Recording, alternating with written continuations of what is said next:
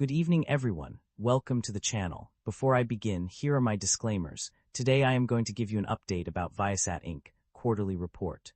VIASAT Inc. offers a diverse range of businesses and services across various segments. The company's communication services segment provides satellite-based broadband and narrowband communication solutions, including broadband internet access and voice over internet protocol. This segment also offers fixed and mobile broadband and narrowband services. In addition to communication services, VIASAT provides in-flight connectivity, narrowband safety operational data, and other complementary services.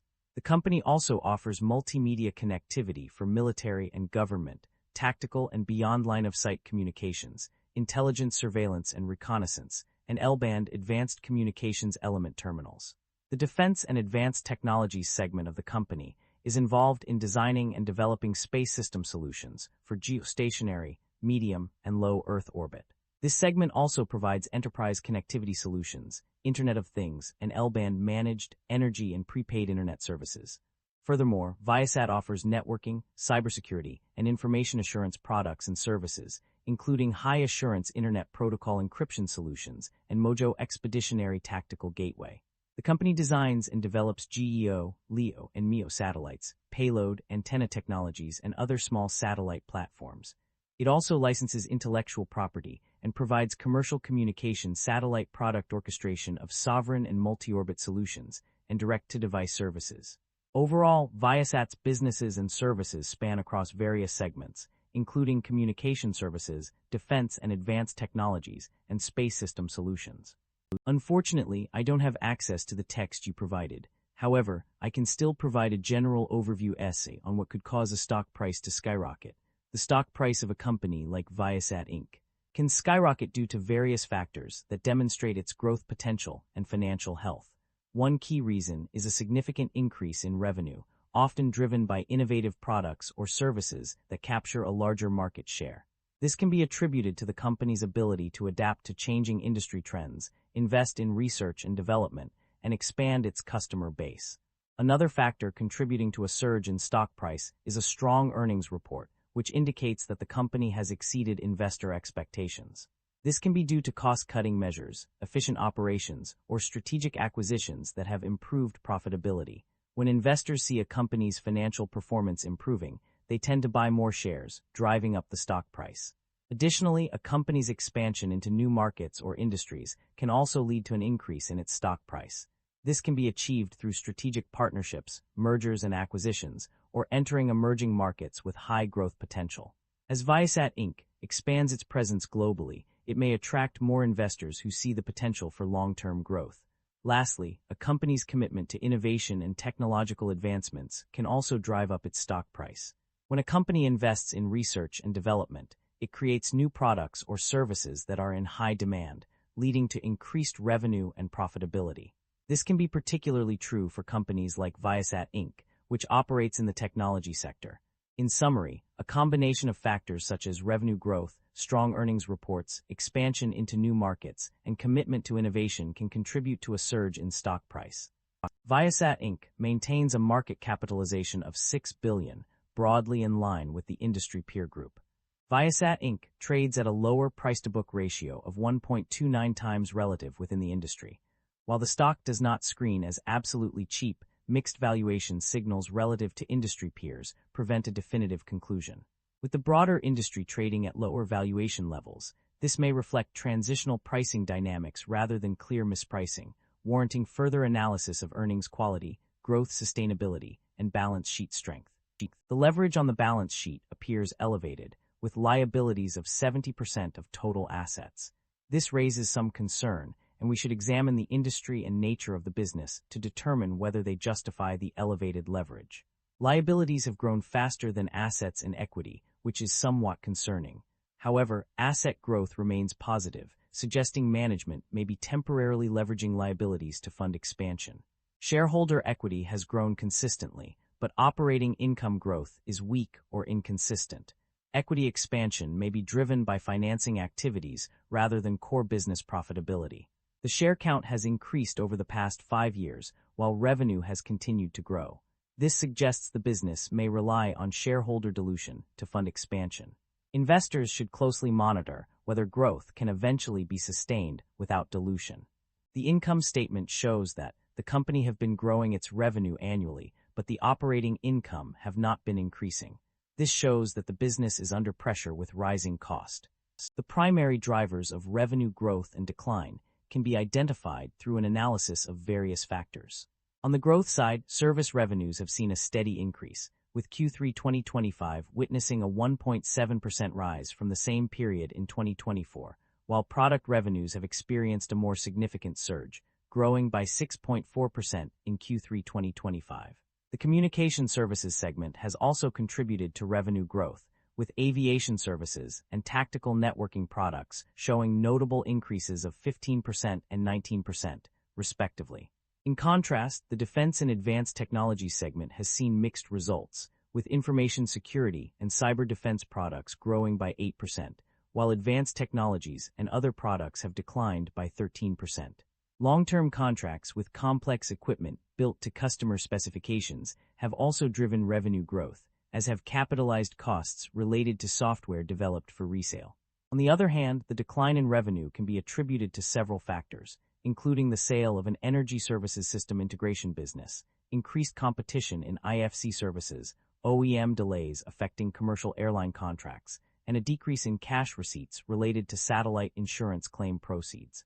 Overall, these drivers highlight the importance of various segments and factors in determining revenue growth or decline. The net income and profit margins of the company underwent significant changes between 2024 and 2025. For the 3 months ended December 31, 2025, the net income increased by 25.3% compared to the same period in 2024, reaching $37,496. This improvement was reflected in a positive net income margin of 3%, up from -14% in 2024. However, for the 9 months ended December 31, 2025, the net income decreased by 78.6% compared to the same period in 2024, resulting in a negative net income margin of -2%. The reasons behind these changes are not explicitly stated, but can be inferred from various pages.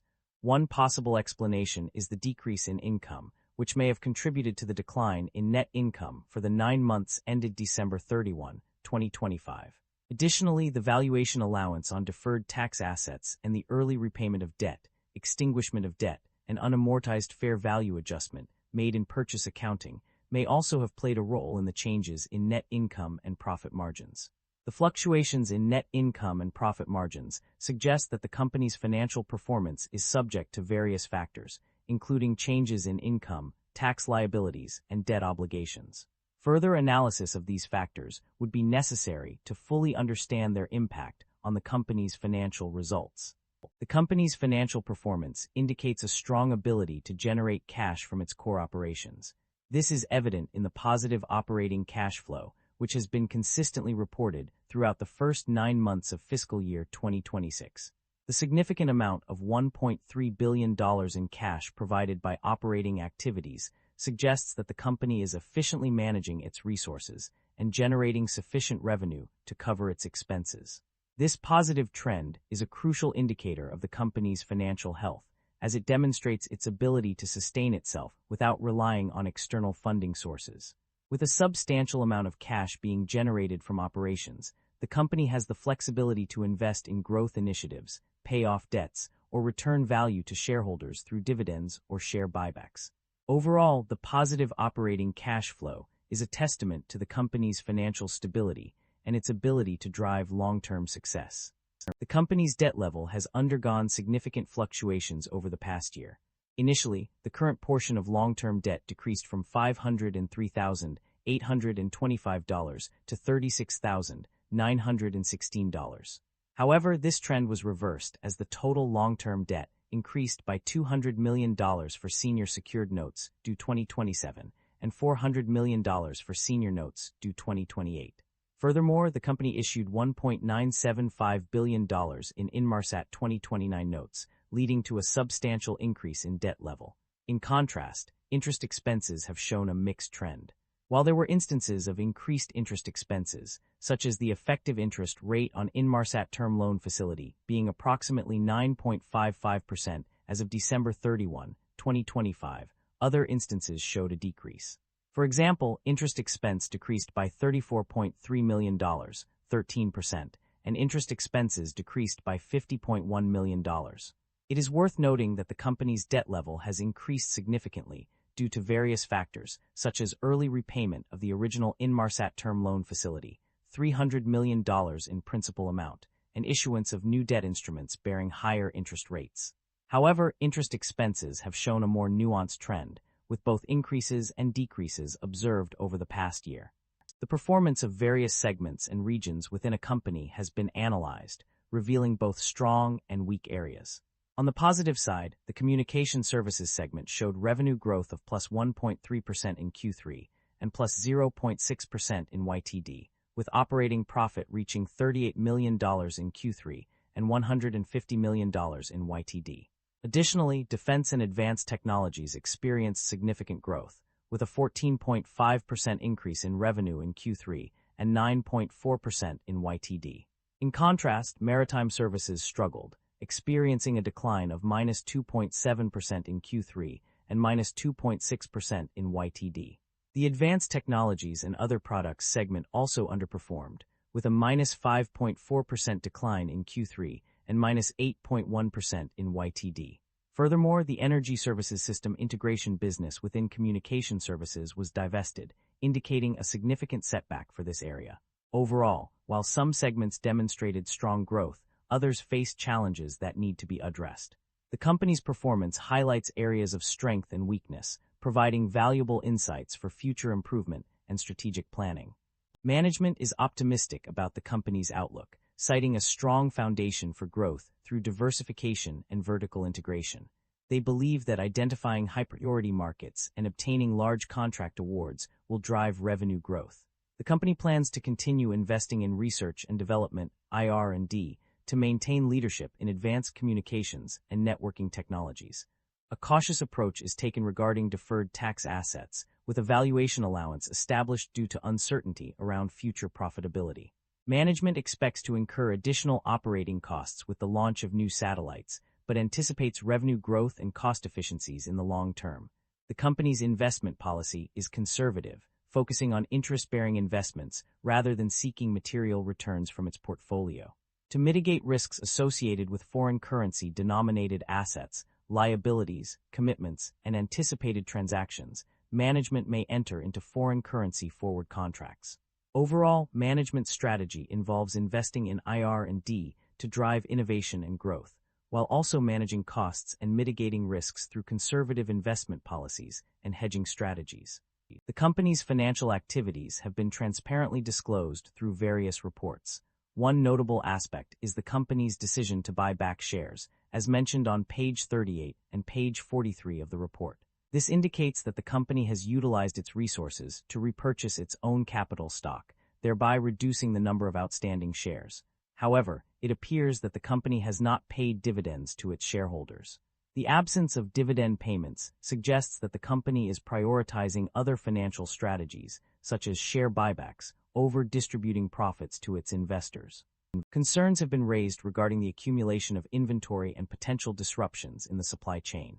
The data suggests that raw materials inventory has seen an increase from $96,893 to $110,955, indicating a buildup of stock. This surplus could be indicative of inefficiencies or mismanagement within the production process. Furthermore, there is also mention of OEM, original equipment manufacturer, delays on page 64, which poses a risk of supply chain disruption. These delays can have far-reaching consequences, including delayed product delivery and potential losses for businesses. That concludes the financial summary for VIASAT Inc. Feel free to comment below, and I will be happy to answer them when possible.